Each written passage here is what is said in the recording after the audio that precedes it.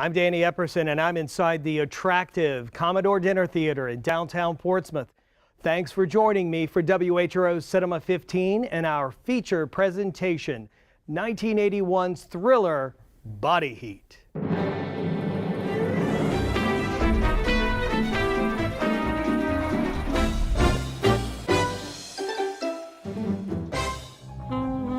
Film noir from the 40s is famous for its shadows, smoke, and sultry femme fatales.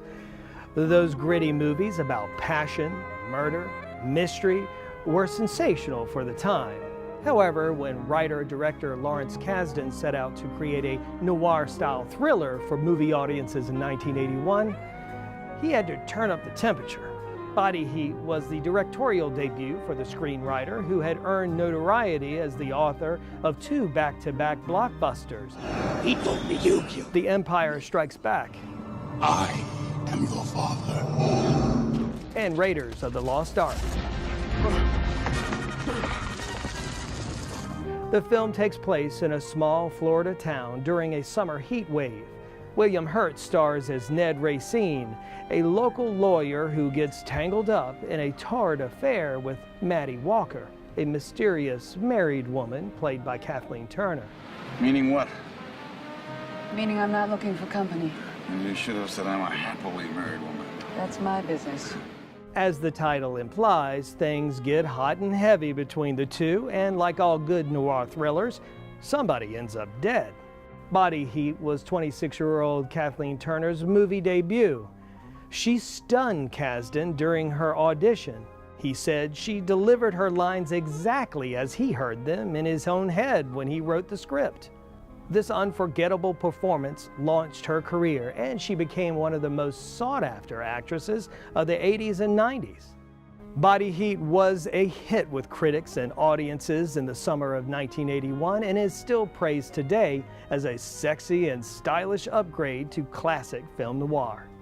And if you've never seen it, you might want the kids to go play video games in another room or something. I'll be back after the film with a rather ironic story from behind the scenes, but for now, hit the lights, crank up the AC, and get ready for Body Heat.